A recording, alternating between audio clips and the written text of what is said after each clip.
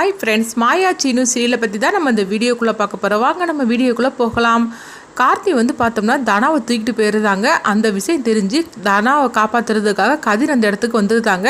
வந்ததுமே வந்துட்டியாடா, உன்னை அந்த இடத்துக்கு வரவழைக்கிறதுக்கு தானே நான் இந்த மாதிரி கஷ்டப்பட்டுட்டு இருந்தேன் அப்படின்னு சொல்லவும் உடனே கதிர் சொல்கிறாங்க, இங்கே பாரு, ஒழுங்கு மரியாதையை எங்களை விட்டுரு, அது மட்டும் இல்லாமல் நீ சரணடைங்கவும், ஓஹோ நீ அதெல்லாம் வர சொல்லிட்டு இருப்பே என்கிட்ட அப்படின்னு சொல்லிட்டு இருக்கவும், இங்கே பாரு இப்போ உன் கதையை முடிச்சுக்கிட்டு நான் தனாவை அழைச்சிக்கிட்டு நான் போயிட்டே இருக்க போகிறேன். நாங்கள் 2 பேரும் கோவாவில் போயிட்டு அதுக்கப்புறமா வெளியூருக்கு போய் நாங்கள் செட்டில் ஆக போகிறோம். அது உங்ககிட்ட சொல்லிட்டு போகணும்ல, போகிறதுக்கு முன்னாடி உன் கதையை முடிச்சுட்டு போகணும்ல, அதுக்காக தான் உன்னை அந்த இடத்துக்கு நான் வரவழைச்சேன் அப்படின்னு சொல்லவும், இது கேட்டதுமே கதிர் அவங்க கார்த்தி அடிக்கிறதுக்காக போகவும் அவங்க 2 பேருக்குள்ள ஒரு சண்டை ஏற்பட்டு இருக்குது.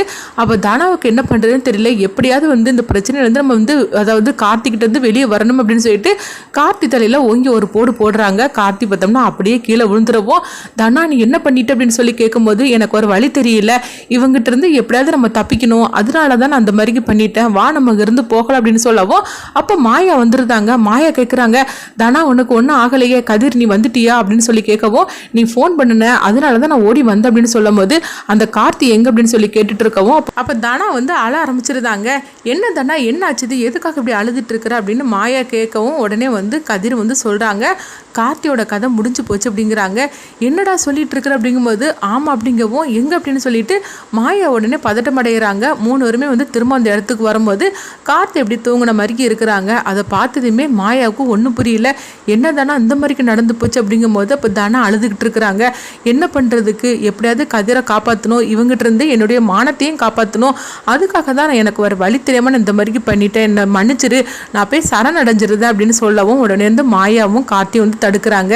இல்லை நீ ஒன்றும் ஒரு நல்லவனை ஒன்றும் இந்த மாதிரிக்கு பண்ணலை, அது மட்டும் இல்லாமல் நீ வேணும்னு இந்த மாதிரிக்கு செய்யலை, அதுக்கு பிறகு நீ எதுக்காக போய் சரணடைய போகிற, அது மட்டும் இல்லாமல் அப்படியே போனாலும் நான் போகிறேன், நான் போய் சரணடைகிறேன் அப்படிங்கவும் இப்போ மாயா தடுக்கிறாங்க. நீங்கள் 2 பேருமே எந்த தப்புமே இல்லை, எல்லா தப்புக்கும் பிரச்சனைக்கு காரணம் இந்த கார்த்தி தான். ஆரம்பத்துலேருந்தே இவன் உனக்கு பிரச்சனை கொடுத்துட்டு தான் இருக்கிறான், இவனுடைய முடிவு இதுதான், வா நாங்கள் போகலாம் அப்படின்னு சொல்லிட்டு மாயா அவங்க 2 பேரையும் அழைச்சிட்டு போகிறாங்க. அழைச்சிட்டு போகிறதுக்கு முன்னாடி பார்த்தோம்னா கார்த்திகிட்ட இருந்து அந்த மொபைல்லாம் அவங்க எடுத்துகிட்டு போயிருந்தாங்க. அடுத்து பார்த்தோம்னா மாயாவுக்கு என்ன பண்ணுறதுன்னு தெரியல. அப்போ தனா பயத்தோடு இருந்துட்டு இருக்கும்போது இப்போ மாயா சொல்கிறாங்க, இங்க பாரு தனா, நீ தனியா இருக்க வேண்டாம், வா நம்ம வீட்டுக்கே போகலாம் அப்படிங்கும்போது, தனா வரமாட்டேன் அப்படின்னு சொல்றாங்க. அப்போ கதிரும் சொல்லிட்டு இருக்கிறாங்க, ஆமா தனா, இங்க நீ தனியா இருந்துட்டு இருந்தனா நீ இதையே நினைச்சுக்கிட்டு இருப்ப, நீ மாயா கூட போ அப்படிங்கும்போது நான் எந்த முகத்தை வச்சுட்டு அங்க போக முடியும், அப்பா கண்டிப்பா என்னை ஏத்துக்க மாட்டாரு, அது மட்டும் இல்லாம நீயும் கூட வாரி அப்படின்னு சொல்லி கேட்கும்போது, இல்லை நான் வரமாட்டேன் அப்படிங்கவும், அப்புறம் எப்படி நீ வராம நான் அந்த வீட்டுக்குள்ள நான் போகவே மாட்டேன் அப்படின்னு சொல்லிட்டு, மாயா நீ ஒன்றும் கவலைப்படாத, நான் ஜாக்கிரதையா இருப்பேன், ஒன்றும் பிரச்சனை இல்லை அப்படிங்கவும், ஆனாலும் மாயாவுக்கு மனசே வரல. தனா நீ ஜாக்கிரதையா இருப்பேன் அப்படின்னு சொல்லி கேட்கும்போது, அதெல்லாம் ஒன்றும் பிரச்சனை இல்லை, நான் சரியா இருப்பேன், நீ நீங்கள் கிளம்புங்க அப்படின்னு சொல்லவும், உடனே தனாவை விட்டுட்டு கதிர் பார்த்தோம்னா அவங்க அங்கேருந்து கிளம்புறாங்க, வேலைக்கு போகிறேன்னு சொல்லிட்டு கிளம்புறாங்க. இங்கே பார்த்தோம்னா மாயாவை தான் காட்டுறாங்க. அப்போ மாயா கதிர்கிட்ட சொல்கிறாங்க, இங்கே பாரு தனாவை நம்ம எப்படியே சமாதானப்படுத்திட்டோம், ஆனால் அந்த கார்த்தியை அப்படியே நம்ம விட்டுட்டு வரக்கூடாது, அவனுக்கு அங்கே என்ன ஆச்சுன்னு தெரியல, அதனால வா அப்படின்னு சொல்லிட்டு கதிரை அழைச்சிட்டு போகிறாங்க. அப்போ கதிரும் சொல்கிறாங்க, ஆமாம் மாயா நானும் அதை தான் நினச்சேன் அப்படின்னு சொல்லிட்டு கதிரும் மாயா பார்த்தோம்னா அவங்க நேராக கார்த்தி இருக்கிற அந்த இடத்துக்கு வராங்க. அங்கே பார்க்கும்போது கார்த்தி எப்படி தூங்குன மாதிரி தான் இருக்கிறாங்க. அப்போ மாயா சொல்கிறாங்க, ஏற்கனவே நம்ம இவனால நானும் பெரியமா பட்ட பாடு போறாதா, இப்போ திரும்பவும் இந்த மாதிரிக்கு இவன் பிரச்சனை பண்ணிட்டானே, இப்போ என்ன பண்ணுறதுக்குன்னே தெரியல அப்படின்னு சொல்லிட்டு இருக்கும்போது, இப்போ கதிர் சொல்கிறாங்க, இங்கே பாரு மாயா நீ வேணா போ, நான் சரணடைஞ்சிருது அப்படிங்கும்போது அதெல்லாம் ஒன்றும் வேண்டாம் அப்படிங்கிறாங்க.